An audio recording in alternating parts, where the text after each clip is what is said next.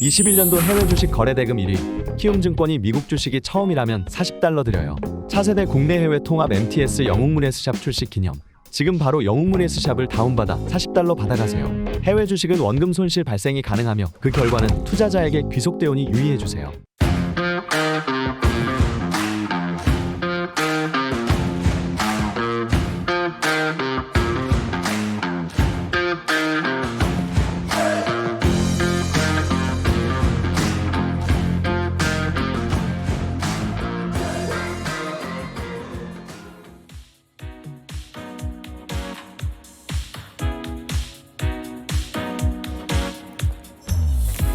아침에 시작을 알리는 글로벌 주식 라이브 월스트리트 모닝 브리핑 12월 13일 화요일 방송 시작하겠습니다. 여러분 안녕하세요. 여도은입니다.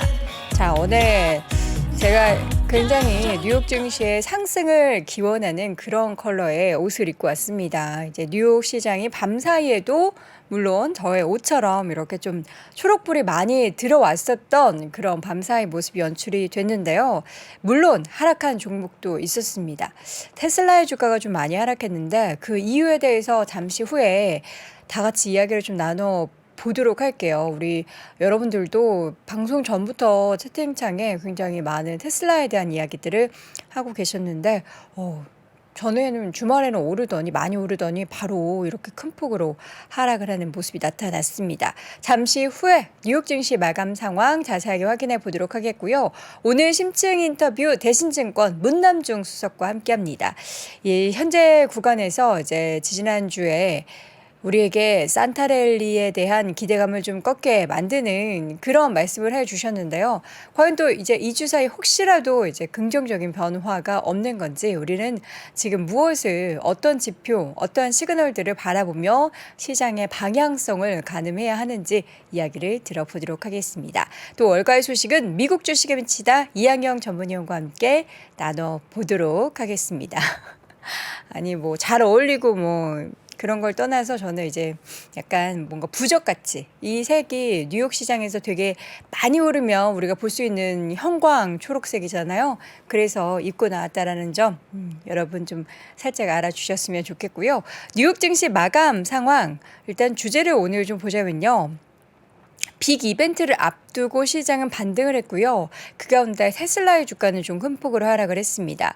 빅 이벤트라 함은 이제 두 가지가 있죠. 오늘 밤에 발표가 되는 소비자 물가지수 CPI 발표가 예정돼 있고요. 또 내일 새벽에는 우리가 또 확인해야 되는 게 갑자기 까먹었네요. FOMC 회의 결과가 발표가 됩니다. FOMC 회의는 시작이 됐고 이제 둘째 날에 FOMC 기준금리 인상, 얼마나 인상할 것인지 그리고 이제 점도표가 발표가 되기 때문에 점도표에 얼마나 또 높은 수준으로 금리가 찍히게 될 것인지가 우리가 또 확인해 봐야 될 이슈가 되겠죠. 뉴욕 증시의 분위기는 금요일 주말과는 굉장히 달랐습니다.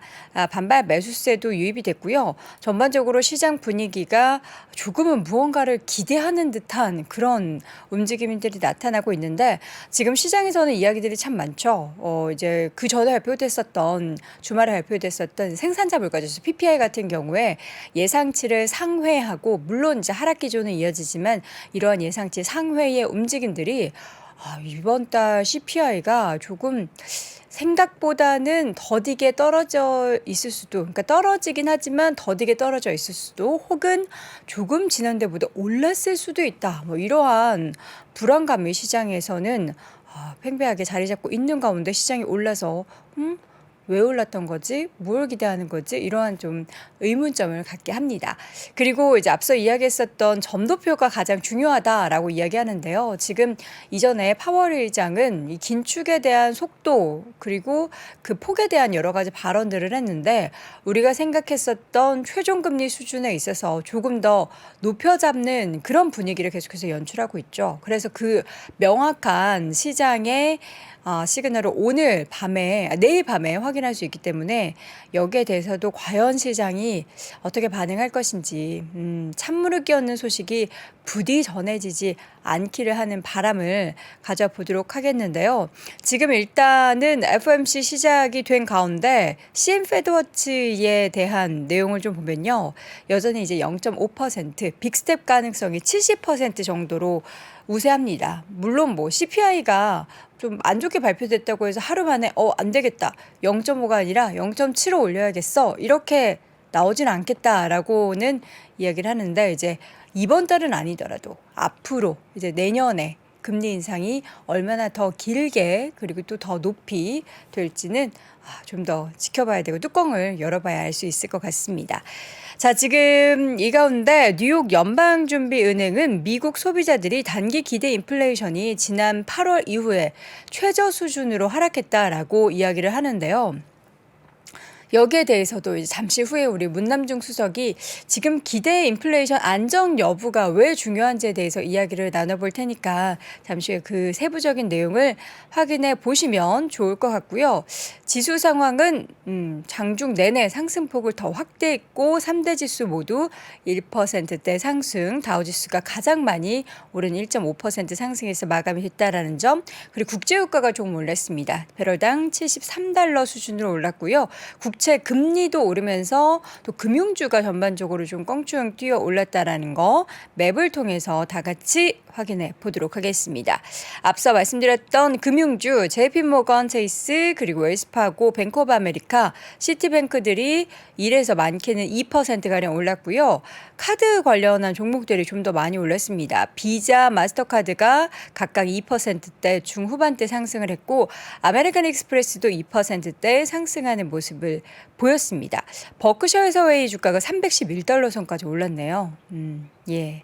아시죠, 여러분? 우리 이항영 위원님께서 저에게 한 주를 선물해 주신 버크셔 해서웨이가 잘 오르고 있다라는 점. 모건 스탠리가 1.8%, 골드만삭스도 1% 넘게 올랐고요. 전체적으로 초록불이 참 가득가득했습니다. 애플의 주가가 1%대, 마이크로소프트의 주가가 2.89% 강세를 보였고요. 반도체주들도 좋았습니다. 엔비디아 주가가 3.14%, 퀄컴 1%대, 마이크론 테크놀로지의 주가도 0.8%, 엔비디아에 이어서 AMD의 주가도 3% 넘는 강세를 보였고요. 그리고 지금 이 밖의 종목들도 IBM도 1%대 상승 흐름 보이는 전반적인 오늘 부디 우리 삼성전자, SK하이닉스가 좀 단기적으로나마 힘을 냈으면 좋겠다라는 생각을 갖게 하는 그런 초록불 가득한 시장이었습니다.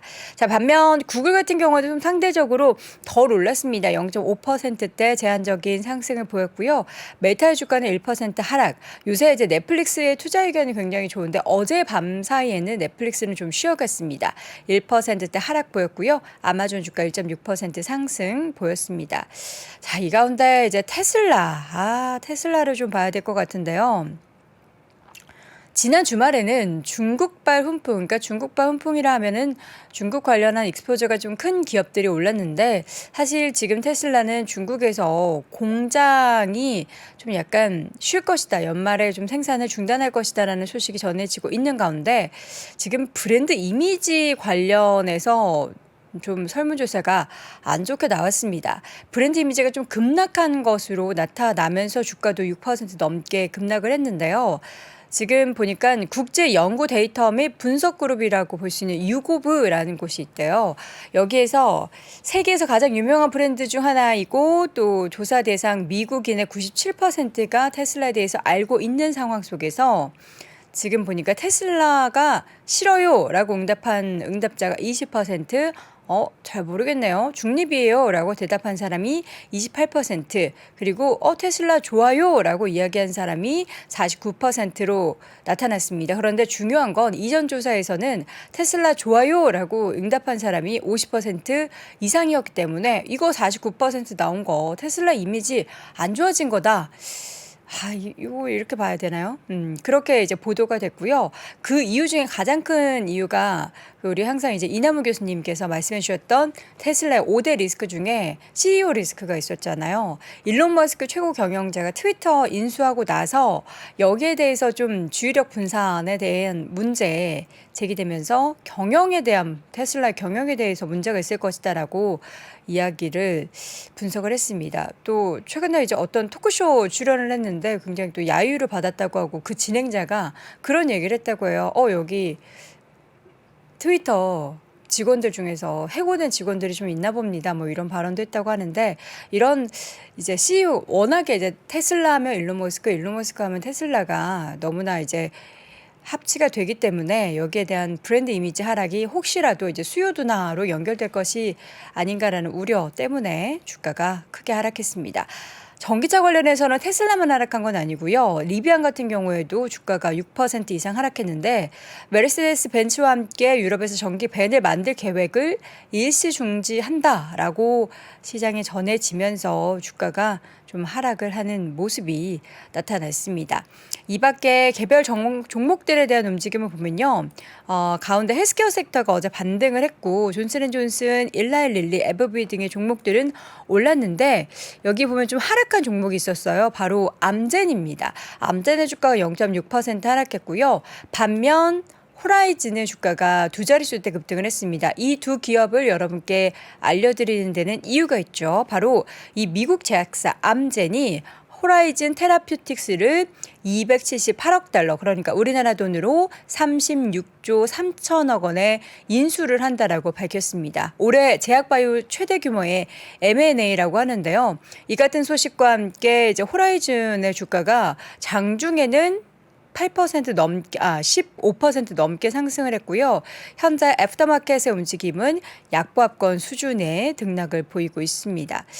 지금 보니까 올해 최대 규모의 M&A고 호라이즌이 아일랜드 기업으로 희소 자가 면역 질환과 또 중증 염증 질환 치료제를 개발해온 바이오 기업이고 현재 나스닥 시장에 상장해 있는 것으로 나타나고 있습니다. 저도 그래서 호라이즌의 주가를 검색해 봤더니 이제 피인수되는 기업이 주가가 많이 올랐고요. 인수 기업은 아무래도 이제 돈을 쓰다 보니까 조금 주가가 좀 쉬어갔다라는 걸 확인해 볼 수가 있었습니다.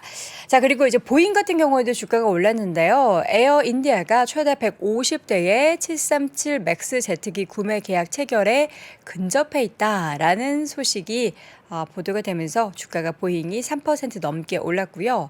그리고 언더아머, 사실 이제 언더아머가 요새 좀 이야기들이 별로 안 좋잖아요. 그리고 이제 주말에도 물론 뭐 미국은 다를 수 있겠지만 국내 아울렛에 갔을 때도 나이키, 아디다스 이런 매장에는 줄이 길게 서 있는데 언더아머는 굉장히 한산했거든요. 그러나 이제 IB 쪽에서 투자 의견을 보류해서 이제 매수로 업그레이드를 하면서 주가가 9% 넘게 올랐습니다.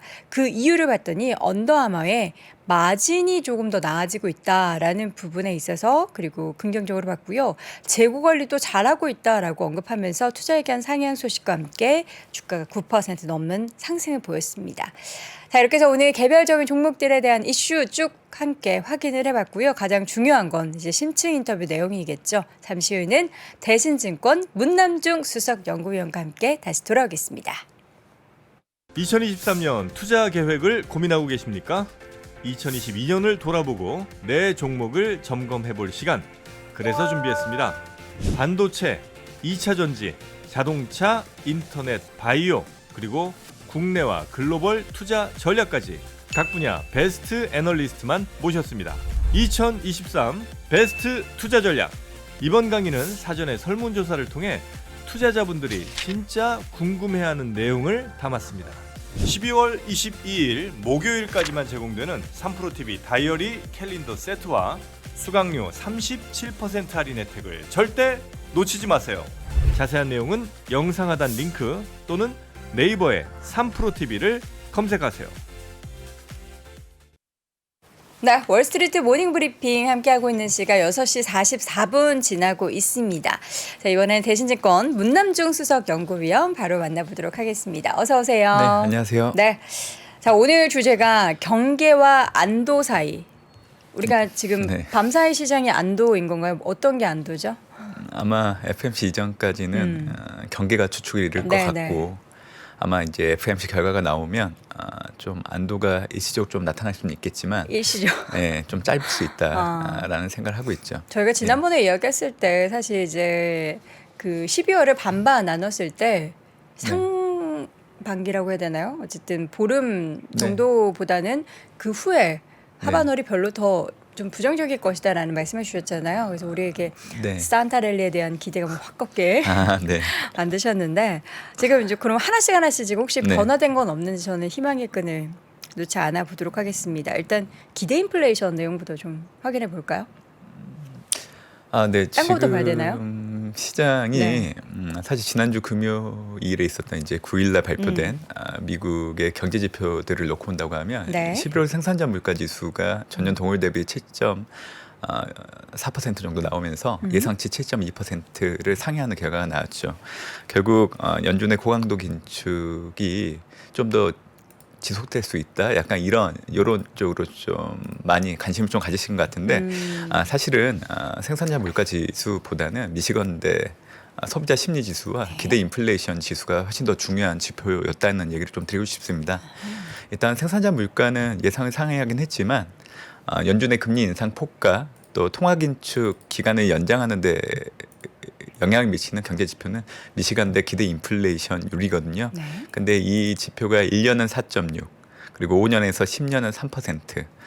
특히 1년 같은 경우에는 예상치를 하회하는 더 좋은 숫자를 좀 보였기 때문에 이 부분을 좀 주목을 해야 된다고 얘기를 드렸던 거고 다행히 첫 번째 난관을 잘 통과했다고 생각을 합니다. 기대 인플레이션은 낮아지고 또 12월 미시간대 소비자 지수가 59.1포인트가 나왔었는데 어떻게 보면 잘 나온 거죠. 그렇기 때문에 이제 고물가를 바라보는 소비자들의 우려가 완화되고 있다는 것을 확인할 수 있었기 때문에 향후 연준의 고강도 통화 긴축이 불가피하다는 견해를 낮추는 데 영향을 주지 않을까라는 생각을 좀 해보고 있습니다. 사실 기대 인플레이션율의 향후 추이가 상당히 중요합니다. 왜냐하면 이제 내년 되면 이제 미국이 실제적으로 경기 침체에 진입하는지 여부에 대한 부분들이 올해보다는 좀 더 확연히 어떤 결론을 얻을 수 있는 시점이라 생각을 하고 있는데 미국 경제가 완만한 경기 둔화로 가냐 아니면 경착륙으로 가냐 이 두 가지 갈림길에서 어느 길을 따라갈지 결정하는 중요한 변수라고 생각을 합니다. 현재처럼 이 고물가가 장기화될 가능성이 어느 정도 있는 상황이기 때문에 이 잠재 성장률 이하로 경제 성장률을 유도하면서 기대 인플레이션율 자체를 안정시킨다고 하면 완만한 경기 둔화 경로를 좀 예상하셔도 된다 생각을 하고 있고요. 반대로 이 기대 인플레이션 불안정이 지속된다고 하면 연준은 현재 정책금리 인상폭 시장에서 예상하는 것보다 더 높은 수준으로 확대할 여지가 있고 이 중립금리 중간값을 놓고 본다고 하면 2.5% 정도 되는데 현재 정책금리가 4%고 12월 달에 50pp 금리 인상을 한다고 하면 4.5가 되겠죠. 결국 적립금리를 상회하는 정책금리 수준이 상당히 좀 장기화될 여지가 있는 부분들이 있기 때문에 사실 경착률이 현실화될 여지가 있다는 겁니다. 그렇기 때문에 사실은 물가 지표도 중요하지만 앞으로 미국의 경제 성장 경로와 관련해서는 이 기대 인플레이션의 향방이 더 중요하기 때문에 이 부분을 좀 앞으로 염두에 둘 필요가 있다 이 얘기를 좀 드리고 싶습니다. 네. 자, 지금 이제 CPI가 발표될 예정인데 이제 금요일에 발표됐었던 생산자 물가 지수가 예상치를 좀 상회하자 여기에 대해서 이제 그럼 CPI도 이제 밀어 올려주고 이거 좀 더디게 하락하거나 아니면은 예상보다 더 높게 나와가지고 시장을 충격에 빠뜨리는 거 아니야? 라는 시각도 있잖아요. 여기에 대해서 맞죠. 어떻게 보십니까? 생산자 물가가 소비자 물가에 영향을 주는 건 좀 시차가 있어서 네. 한 두세 달 정도 염두에 두실 필요가 있기 때문에 같은 기간에 산정된 물가 추이가 바로 영향을 준다고 생각하지는 않고 있고요. 네. 결국 이제 이번 주에는 13일 날 뭐 다들 아시겠지만 미국의 11월 소비자 물가 상당히 중요하죠. 왜냐하면 그 결과가 12월 FMC에서 이 금리 인상 폭을 결정하고 또 내년 최종 정책금리 수준을 가늠할 수 있게 해주기 때문에 어떻게 보면 12월 FMC 결과보다는 13일 날 발표되는 미국의 11월 소비자 물가가 더 중요하다 생각을 합니다.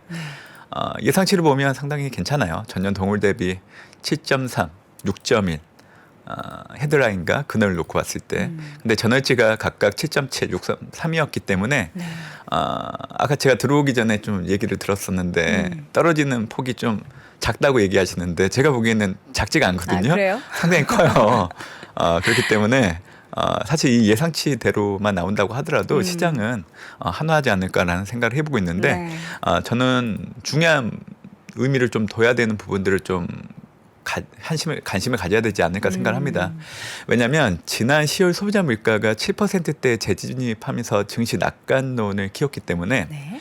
11월 소비자 물가 결과가 또 다른 의미로 해석될지에 주목을 해야 된다 생각하고 있는 거고요. 만약에 에너지 가격과 주거비 하락을 통해서 예상치가 오름폭보다 더 줄일 경우에는 소비자 물가 6%대 진입에 대한 기대를 해자시킬 수 있다고 생각을 하고 있기 때문에 12월 FMC 이전까지는 증시 반등의 구실이 될 수 있다라고 생각을 합니다.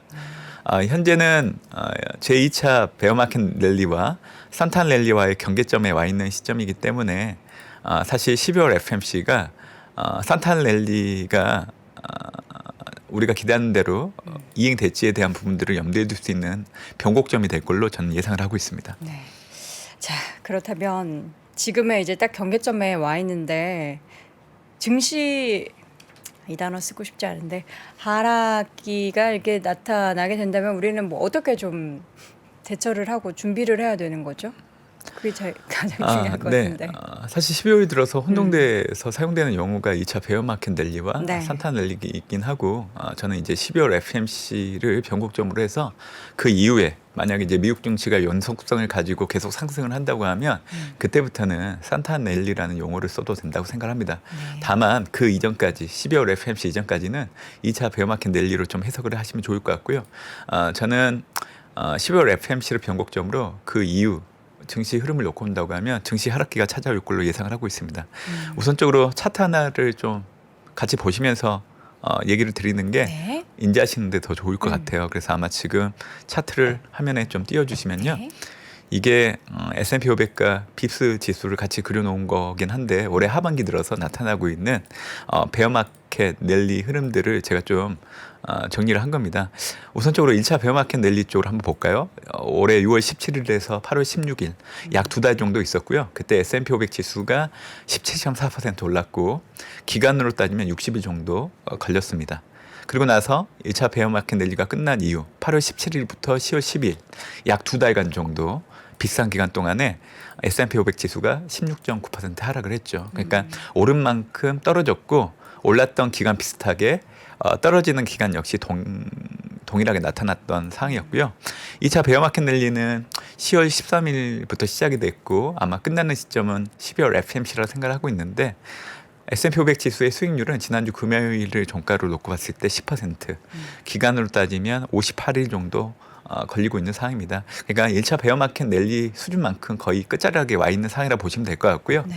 결국 이 증시라는 건 살아있는 유기체이기 때문에 일정 기간 동안 좀 올라왔다고 하면 사실 쉬어가는 흐름들이 나타나거나 아니면 주가가 하락하는 경로를 거쳐야 그 이후에 더 올라갈 수 있는 원동력이 생기거든요. 그렇기 때문에 저는 12월 FMC 이후에 좀 증시가 하락기를 거칠 수 있다고 얘기를 드리는 거고 지금 보시는 거는 단순하게 이제 과거 패턴이 있기 때문에 이런 경로로 앞으로 갈 거라고 얘기를 드리는 거지만 추가적으로 몇 가지를 더 말씀드리면 현재 증시는 향후 미국이 경기 침체 진입을 감안한 경기 하방 압력을 반영하지 않고 있는 상황이라는 걸 좀 염두에 두시면 좋겠다 생각을 하고 있고 만약에 미국이 경기 침체에 들어간다고 하면 이를 반영한 기업 이익 하향 부분들이 본격적으로 증시에 반영되지 않고 있는 상황입니다. 그리고 또 하나는 물가 관련된 불확실성은 여전히 있고 내년 3월 달에 연준이 금리 인상을 중단한다고 하더라도 연준의 통화 긴축 기조가 끝난 게 아니거든요. 그렇기 때문에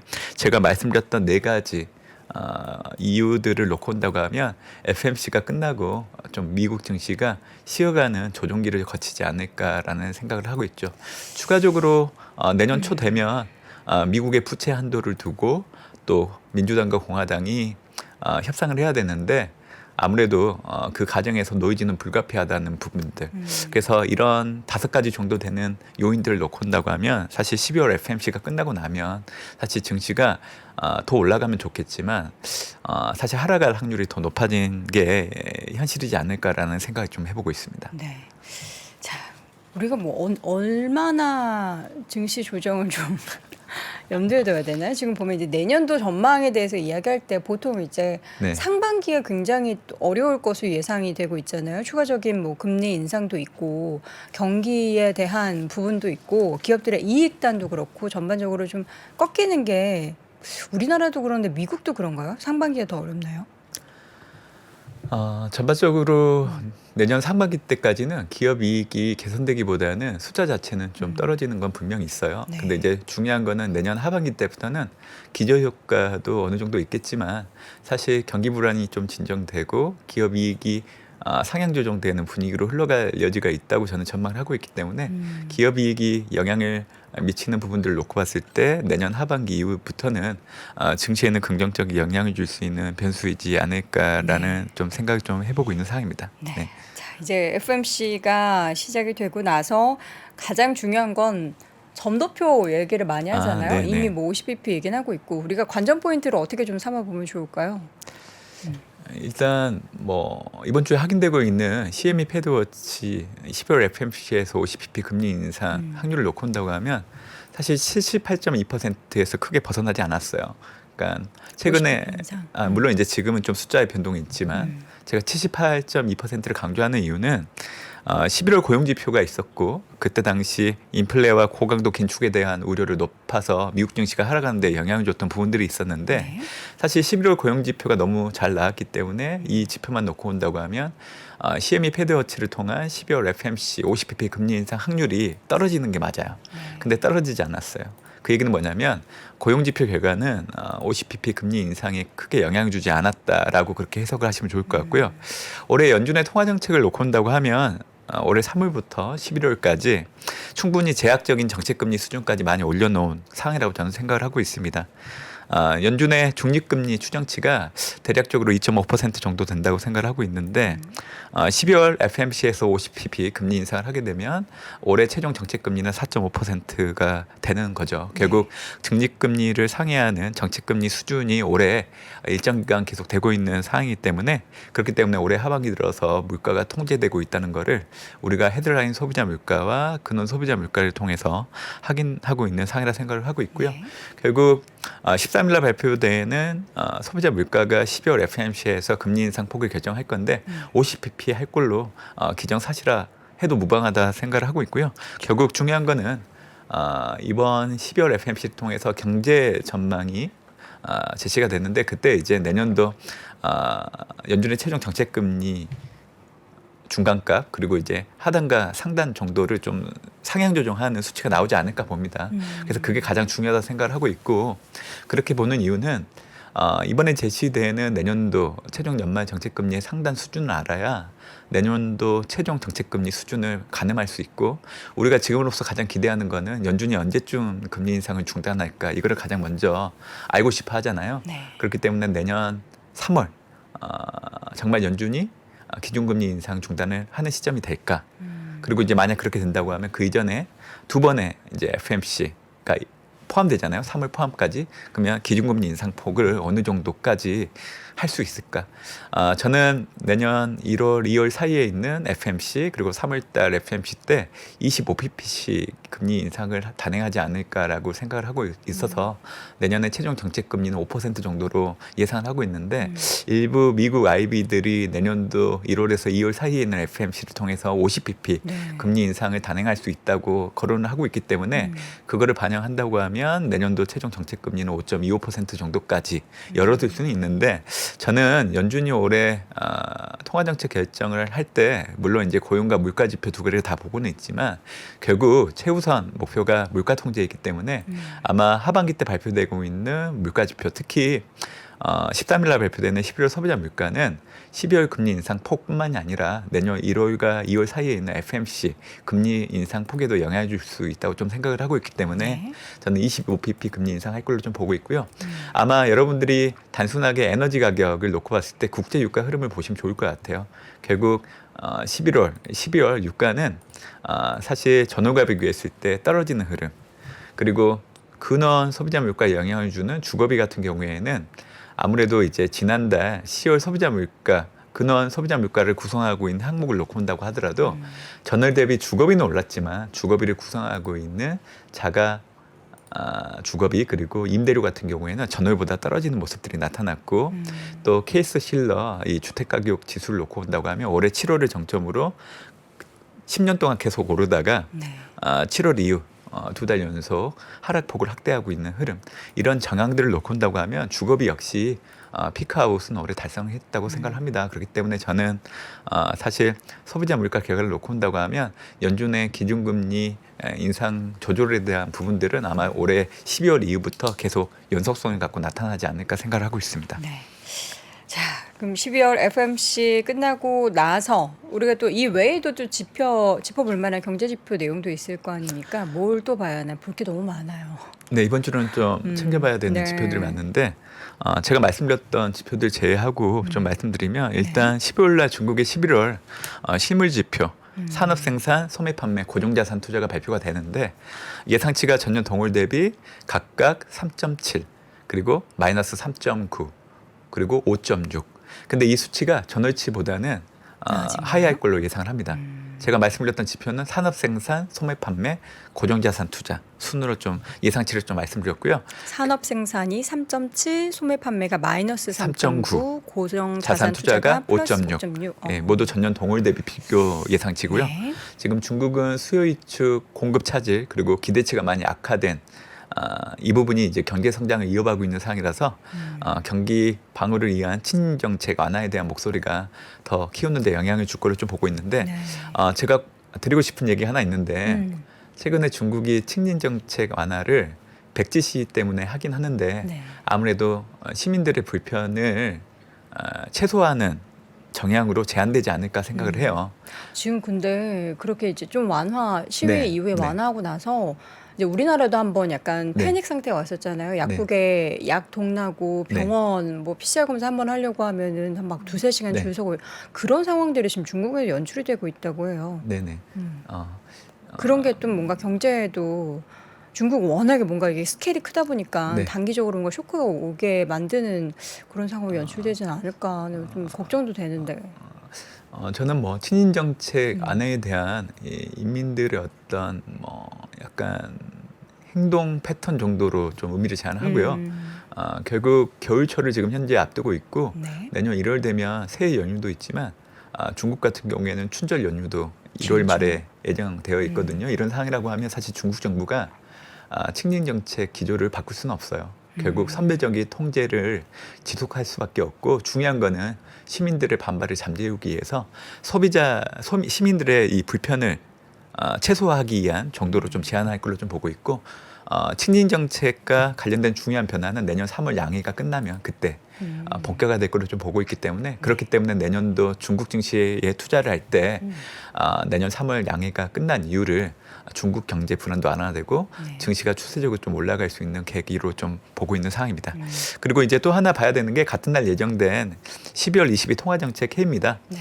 유로존의 인플레이션이 정점에 근접했다는 분석들이 좀 나오고 있기 때문에 금리 인상 속도 조절 가능성이 언급되고 있는 상황이라서 이번 열리는 통화정책 회의가 좀 의미가 있다고 생각을 하고 있는데 만약에 50bp 금리 인상을 하게 된다고 하면 내년도 상반기 주요국들의 중앙은행들의 속도 조절이 이행되는 시발점이 될 걸로 좀 예상을 하고 있는 부분들이 있기 때문에 저는 이번에 22 통화정책 회의를 통해서 50bp 금리 인상을 하게 된다고 하면 연준보다 먼저 속도 조절을 단행하는 거거든요. 네. 결국 내년도 캐나다 중앙은행부터 시작을 해서 특히 선진국 중앙은행들이 금리 인상폭을 줄이는데 어떻게 보면 분위기를 조정하는 어떤 계기가 되지 않을까 그런 예상을 해보고 있습니다. 네. 자, 이렇게 이제 다 확인해 본 거죠? 네네. 어떻게 다음 주에 혹시 나오시나요? 다다음 주에 나오시나요? 다다음 주에 나옵니다. 다다음 주는 거의 이제 연말께인데 이제 그때는 네. 이미 한번 출렁이고 난 다음이네요. 아 죄송합니다. 제가 1월 달에 나옵니다. 1월이요? 네. 안 되는데 연말에 한번 나오셔야 되는데. 일단 말씀드린 대로 네. 산타넬리는 없을 가능성이 높다. 그래서 우리 문수성님도 네. 없는 건가요? 예, 12월 FMC 이후에는 일단 증시가 하락기를 거칠 가능성이 높기 때문에 네. 이 부분을 좀 기억을 해주시면 좋겠다는 생각을 합니다. 예. 그러면 그 충격을 우리는 잘 좀 극복해내고 있을 테니까요. 네. 1월에 오시면 또 네, 힘들었던 시장 속에서 방향을 다시 한번 네, 좀 네. 짚어주시기 바랍니다. 그러겠습니다. 네. 자, 이렇게 해서 오늘 이 시간 대신증권 문남중 수석 연구위원과 함께했습니다. 고맙습니다. 네, 감사합니다. 지금은 돈 버는 투자 아이디어 탱고픽 할 시간입니다. 정프로 뭐하니 투자 정보 본다. 어디서 탱고픽 그거다 무료니 무료다. 정프로 뭐하니 돈 번다. 어디서 지금 탱고픽에서 돈 되는 이벤트를 많이 진행 중입니다. 더 늦기 전에 앱스토어에서 탱고픽을 검색하십시오. 새벽 6시 반. 아침 방송을 위해 새벽부터 시작되는 긴 하루. 스튜디오로 향하는 발걸음을 가볍게 하는 상쾌한 만남이 있습니다. 자, 방송 들어가겠습니다. 하나, 둘. 오늘 아침 페이지 2 김동환입니다. 오늘도 출발해 볼까요? 내일이 기다려지는 신선하고 다채로운 맛과 향. 오늘도 저는 운조 커피를 마십니다. 3프로와 함께하는 운조커피. 여러분의 하루와 언제나 함께합니다. 원두, 드립백, 더치커피. 다양한 선물 세트까지. 검색창에서 운조커피를 검색하세요. 월스트리트 모닝 브리핑은 한국투자신탁운용과 함께합니다. 월스트리트 모닝 브리핑 지금 현재 시각 7시 6분 지나고 있습니다. 운조 커피 한잔 하면서 하루를 좀 여유롭게 시작하고 싶은데 마음의 여유가 좀 없는 것 같습니다. 이럴 때는 이제 이분한테 한번 좀 혼나야죠. 미국 주식에 미치다 이항영 전문위원 함께합니다. 위원님 어서 오세요. 네, 안녕하세요. 예. 이항영입니다. 저의 뭔가 안달난 마음, 급해진 마음, 초조한 마음 느껴지십니까? 초록색 옷 입고 왔어요. 그래서 초록색 그런 건 무슨 상관이에요? 잘 뭔가 모르는데. 기원, 시장의 기원이요? 상승의 기원. 상승의 기원이요? 네. 앞서 문남중 의원 얘기 들으니까 갑자기 우울해져 갖고 저도. 그렇죠. 맥이 확 빠지죠. 뭔가 맥이 빠지네요. 네. 예. 그래도 뭐 주식은 맞출 사람이 어디 있어요? 맞아요. 예. 희망의 끈을 놓을 필요는 없죠. 알겠습니다. 네. 자, 어제는 또 올랐어요.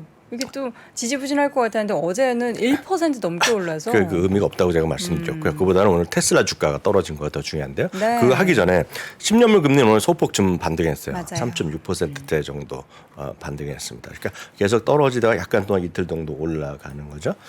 또 하나 이제 미국 달러도 약간 또 보합권으로 왔어요. 미국 달러가 이제 104, 103까지 갈 거라고 그랬었는데요. 일단은 지금 멈칫하고 있습니다. 이게 말씀드렸다시피 이 모든 것들이 크게 변할 겁니다. 네. 아마 내일 오늘 밤 있죠. 오늘 밤에 바로 변하겠죠. 오늘 밤 시작하기 전에 이미 다 변할 겁니다. 선물 시장에서 충분히 변할 것 같고요. 그만큼 오늘 발표될 잠시에 앞서 문남중 의원도 대단한 인사이트를 주셨지만 저는 그냥 월가 시각 그대로 전해드릴 텐데요. 유가도 이제 71달러 수준 70점 몇이었는데 오늘 다시 좀 올라갔어요. 그래서 이 부분은 이제 70달러 이하 갈 수 있다는 주장이 꽤 있습니다. 지금요. 물론 반면에 골드만삭스는 지금 사야 된다. 그 에너지 원유 선물을 사야 된다는 얘기를 하고 있는데 그만큼 엇갈린 시각이 있고요. 지금 휘발유 가격은 많이 내려가고 있기 때문에 그런 걸 빗대고 그러면서 지금 그리고 중고차 가격이 많이 떨어지고 있기 때문에 탐리 같은 경우에는 너무나 명확하게 얘기하고 있죠.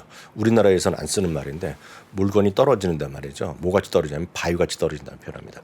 바위요? 바위가 위에서 떨어지면 속도가 무진장한 속도로 떨어지잖아요. 그래서 인플레이션이 바위같이 떨어질 거라는 얘기를. 빠른 속도로 떨어질 것이다. 그게 영어식 표현이죠. 바위같이 떨어진다는 표현을 쓰고 있는데요.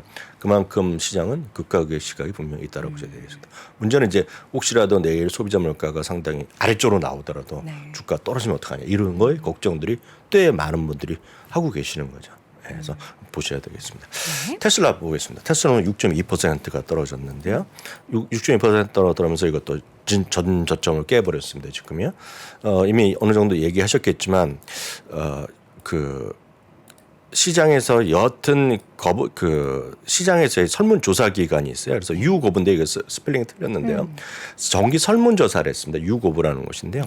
2016년 이후에 매 분기마다 테슬라를 합니다. 근데 사실 들어가 보시면 유고브인데요. 스펠링이 틀렸는데 2016년 이후에 테슬라만 하는 것이 아니라 테슬라는 건 수많은 자동차를 다 합니다. 웬만한 거 다 합니다. 그래서 여러분들이 지금 유고브, 테슬라 이렇게 치면 딱 그 화면에 딱 들어갑니다. 물론 가장 최근 거는 이제 회원 가입한 사람들을 보여주게 돼 있는데 오늘 그 기사가 풀린 거죠. 그러면서 지난 11월 16일 날 11월 중순에 설문조사한 거가 오늘 이제 분석 결과가 나온 건데 이거는 왼쪽은 마켓워치의 기사입니다. 테슬라의 소위 선호도 조사가 좀 네거티브에 들어갔다. 이게 어떤 개념인지 바로 수치를 보여드리겠고요. 오른쪽에는 월스트리트저널입니다. 월스트리트저널이 좀 더 심층적인 보도를 한 거로 보이는데 일론 머스크의 트위터에 대한 정치적인 행위를 많이 했잖아요. 우리는 이제 다들 기억 안 나지만 지난 11월에 중간선거 전에 뭐라 그랬는지 기억나세요? 공화당 찍으라 그랬잖아요. 그래갖고 저희 얘기하면서 그런 거 말해도 되냐고 얘기했던 질문을 저한테 했던 기억이 납니다. 그래서 제가 드린 말씀은 우리나라랑 달리 미국이나 서양은 그 자기 의지로 자유롭게 얘기하는 거죠. 그래서 비판하면 비판하고 뭐 좋아하면 좋아하는 건데 여튼 그런 것 때문에 테슬라의 브랜드 이미지가 많이 훼손됐다. 그 얘기를 하는 겁니다. 지금요. 그 얘기를 해보겠습니다. 선호도추입니다. 선호도추인데요. 바로 이건데요. 이 선호도추는 그 두 가지를 갖고 뺄셈한 겁니다. 좋다는 사람. 아주 단순합니다. 좋다는 사람 빼기 싫다는 사람입니다. 테슬라의 자체에 대해서 이미지가 좋다는 사람, 나쁘다는 회사의 이미지인데요. 아주 단순한 겁니다. 부정적 의견이냐 긍정적 의견인 건데 계속해서 지금 발표 이후에 계속 플러스였어요. 근데 11월에 지금 마이너스 흘러 들어간 거죠. 그러니까 좋다는 사람보다 싫다는 사람이 더 늘어났다는 얘기입니다. 지금. 저게 보니까 딱 올해 약간 트위터 인수 얘기 나오면서 꺾인 것 같아요. 그거죠. 그걸 갖고 이제 오늘 월스트리트저널은 또 심층 보도를 한 거죠. 그래서 월스트리트저널에 한 거를 그 다음 거를 같이 이어서 더 나온 건데 여기 하나 빠졌네요. 빠졌는데 빠진 걸 보면 이걸 또 공화당과 민주당이 나눴습니다. 공화당 민주당이 보면 재미난 거가 공화당의 선호도 훅 올랐어요. 공화당 사람들. 약간 정치적인 영향도 있는 그겁니다. 지금 그거를 지금 이 월스트리트저널에서 얘기하는 건데요. 공화당 훨씬 올라갔는데 문제는 민주당 지지율이 더 훅 빠진 겁니다. 지금. 그러니까 공화당이 조금 늘어나는 비해서 민주당이 확 빠졌거든요. 그러니까 그러다 보니 그것이 오늘 전체적으로 마이너스 영향을 미쳤다라는 얘기를 하는 거죠. 그래서 지금 이것은 트위터 이후 그리고 트위터에 대한 정치적 입장 그런 것들이 계속 이어진 것이 되겠고요. 그러다 보니 이런 거죠. 품질에 대한 불만 조사가 설문조사가 있는데요. 2020년과 2020년에 무슨 큰 차이가 있겠습니까? 물론 모르죠. 그러니까 공장이 늘어나면서 약간은 품질에 문제가 있었는지 그건 우리가 알 수가 없겠는데요. 문제는 소비자 품질에 불만이 있던 사람이 11월 4.2%였는데요. 2020년 만에 보면 훅 올라간 건데 이것도 수치를 보시면 하반기에 훅 올라갔어요. 지금 이게.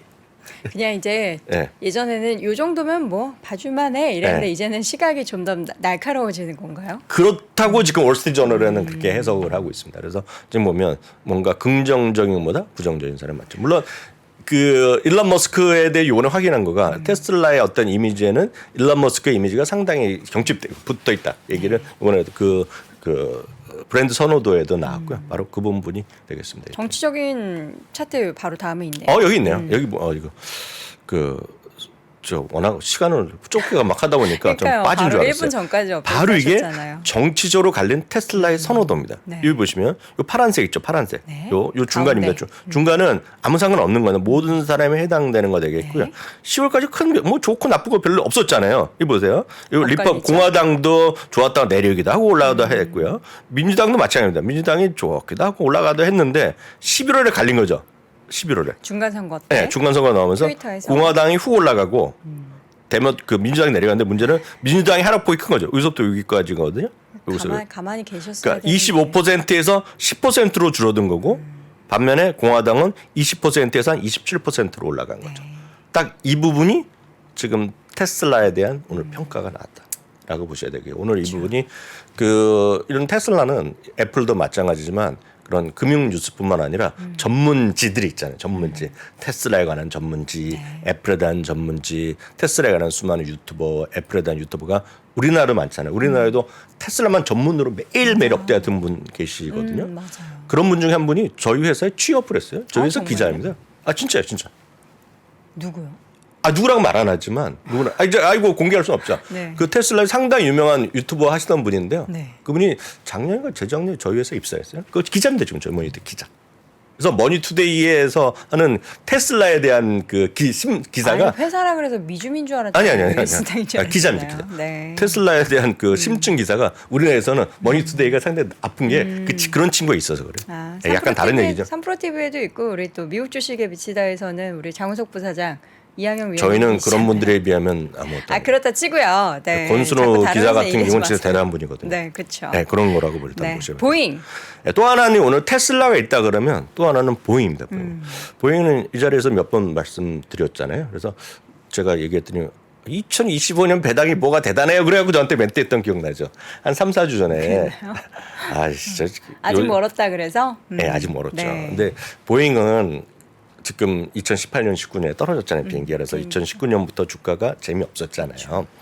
2020년에 떨어진 게 아니라 2019년부터 떨어진 거거든요. 비행기가 이제 2대가 떨어져 갖고 737MAX가 전 세계에서 운항이 정지된 거가 2019년이에요. 19년. 그래서 이제 떨어진 건데요. 그게 이제 2년 지나서 이제 회복되고 이제 다시 운항이 재개된 거지 않습니까? 737MAX를 기존에 한 게 대표적으로 보면 전 세계 그 급이 뭐냐면 아주 쉽게 얘기하면 고급이요. 737 시리즈 그 급이 여러분들이 타고 다니시는 장거리 말고 5시간 내외에 왔다 갔다 하는 동남아 가는 비행기가 거의 다 그 기종이라 보시면 돼요. 그러니까 그 맥스가 아니라 737 기종의 그 사이즈입니다. 그 사이즈. 그러니까 비행기를 보면 세 자리씩 있는 비행기 있잖아요. 이게 가장 파퓰러한 건데 그 시리즈인데 여튼 737 맥스가 운항이 정지되면서 어려워졌었고 정부 지원이 들어다 보니 배당을 주면 안 된다. 이렇게 해서 조건이 있었잖아요. 근데 이제 작년부터 조금씩 회복되고 해서 올해 캐시플로우가 상당히 좋아집니다. 지금 이 회사가. 아, 그렇지만 배당을 못 주고 있는데 그걸 이제 한 달 전쯤에 배당을 2025년에 주겠다 그랬거든요. 2025년에. 그래서 이제 그거에 조금 살아나는 와중에 지난주에는 보도만 났고 아직 확인한 적이 없는데요. 유나이티드 항공에서 787을 또 대량 주문. 그런 얘기가 있었고요. 오늘 인도 항공이죠. 에어 인디아니까요.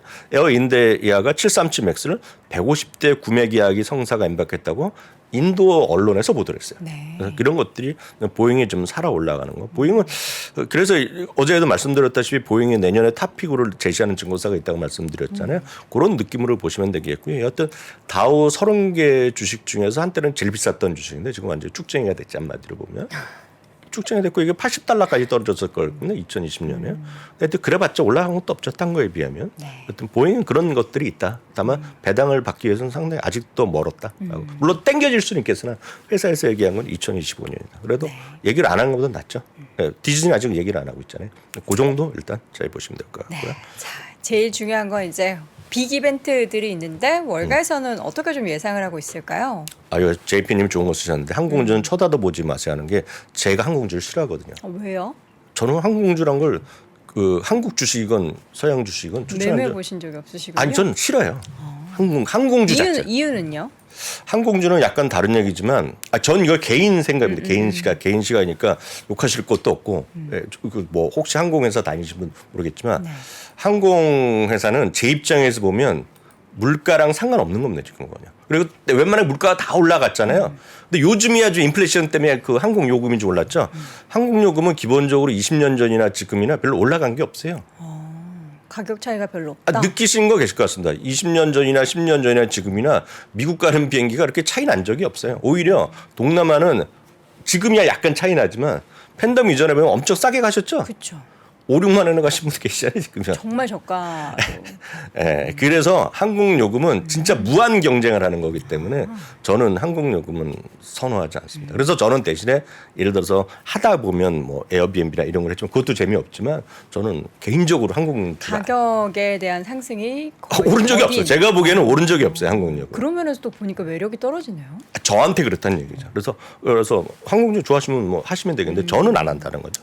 이게 저의 혼자의 생각이니까 참고만 하시면 되겠고요. CPI. 네. 이게 뭐 가장 중요한 앞선 코너에서 많이 들으셨겠지만 컨센서스부터 확인드립니다. 전년 동기 대비 7.3%, CPI요. 헤드라인 CPI 7.3%, 전월 대비가 7.7%, 그리고 코어 있죠. 코어. 근원 물가 지수는 6.1이 예상되고 있습니다. 그래서 이게 7.3이 지난주 대비 조금씩 내려오고 있어요, 지금요. 내려오고 있다고요? 조금씩 내려오고 있죠. 7.5 정도였고 하다가 7.3까지 내려왔고, 요거는 마켓워치 기사 기준이라고 보시면 되겠습니다. 마켓워치, 월스트리트 다 같은 기준인데요. 지난달에 CPI가 예상치보다 더 많이 떨어진 것 때문에 시장이 엄청 환호했었잖아요. 그때 7.4% 올랐죠. 그러니까요. 근데 이번에 그래서 다들 너무 좀 기대를 많이 하시는 게 아닌가. 제가 봤을 때 7.3 언저리 나오면 주가는 뭐 그냥 안정될 수 있겠는데 왜냐하면 기대 심리로 가는 거기 때문에 이게 7.5, 7.6, 7.2 이상 나오면 아까 문 연구원이 말한 대로 주가 크게 떨어질 수도 있죠. 그래서 7.76 언저리 나오고 그러면 전저점 훼손 얘기가 나오면서 시장 흘러내릴 수도 분명히 있다라고 보셔야 되겠고요. 코 CPI 6.1입니다. 그래서 이 기준점을 잘 잡고 보시면 되겠고요. 뭐 고민할 게 없어요. 아마 오늘 나오면 바로 시장 열리기 전에 선물 시장에서 장 시작 전에 바로 반영될 겁니다. 그게 첫 번째 반영되고 채권 시장에서 반영될 텐데요. 다만 이제 트루플레이션은요. 이거는 이제 1000만 개의 데이터를 갖고 30여 개의 데이터를 인덱스를 갖고 매일매일 집계한다는 거잖아요. 이건 이제 현실적으로 매일매일 나오는 건데 이건 6.04라는 게 의미가 있는 게 아니라 추세를 보셔야 되겠는데 지금 얘네들은 6.03%. 조만간 5자를 본다는 얘기를 하고 있습니다. 올해 보면 이제 지난 달입니다. 올해 11번의 발표 중에 상승이 4번, 하락이 7번 있었고요. 최근 2번은 상승했죠. 특히 이제 말씀하셨던 것이 11월인데요. 나스닥이 7.4%, S&P 500이 5.5% 올라갔죠. 예, 대단했죠. 결국은 핵심은 얼마나 높이 그리고 얼마나 오래 금리를 올리냐는 거 아니겠습니까?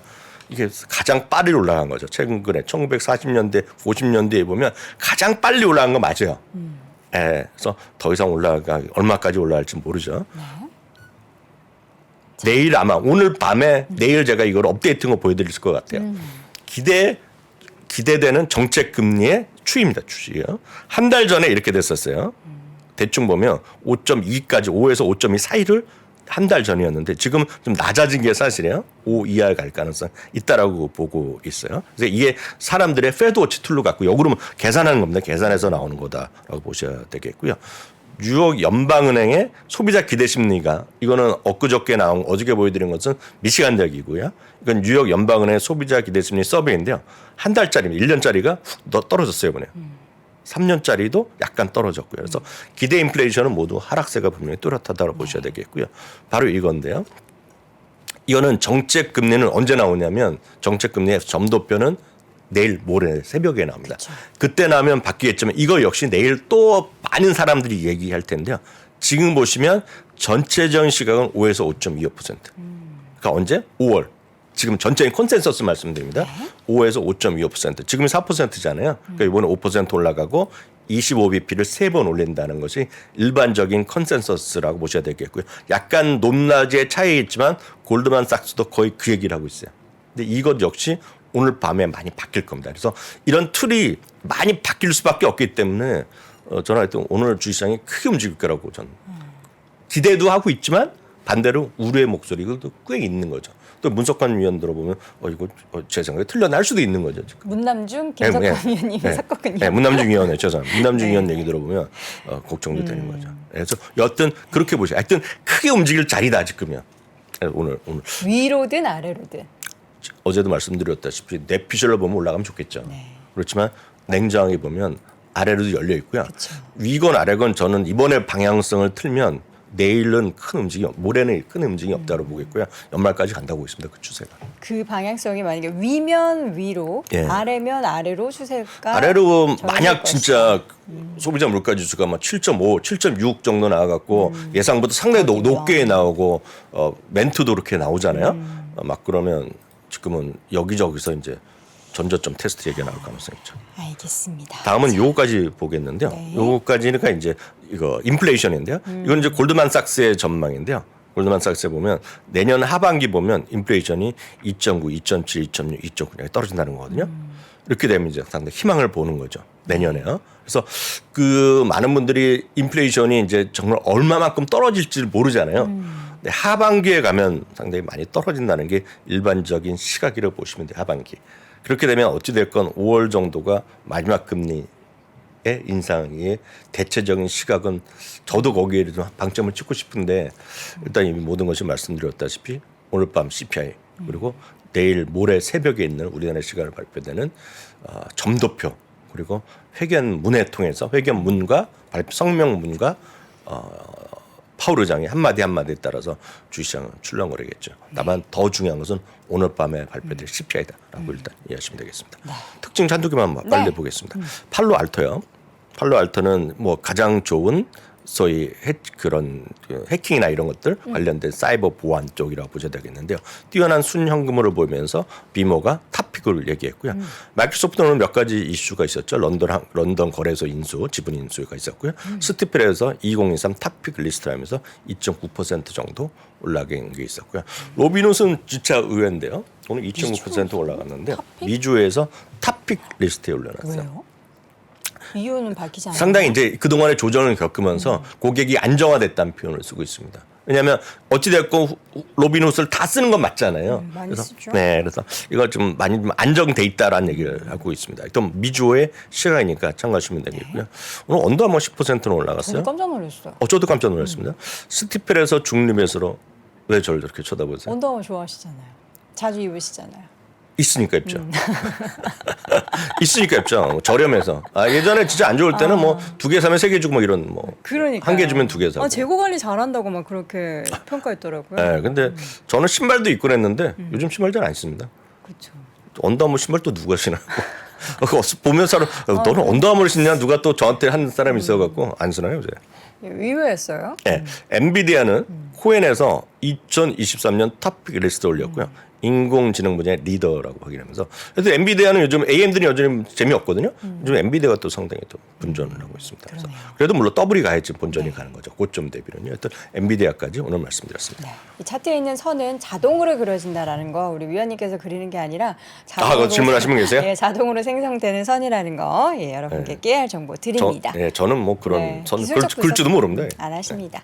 자, 미국 주식에 미치다 이항영 전문위원 오늘도 함께했습니다. 위원님 고맙습니다. 네, 감사합니다. 네, 오늘도 월스트리트 모닝 브리핑 6시 30분부터 부지런히 진행을 해봤습니다. 저의 바람은 내일도 모레도 좀 이렇게 많이 시장을 하방으로 이끄는 이슈가 없기를 바라는데요. 혹여라도 있더라도 우리 정신 똑바로 차리고 눈 똑바로 뜨고 지수의 움직임 또 지표의 내용도 잘 확인해 보도록 하겠습니다. 내일도 어김없이 저는 6시 30분에 돌아오겠습니다. 여러분 고맙습니다.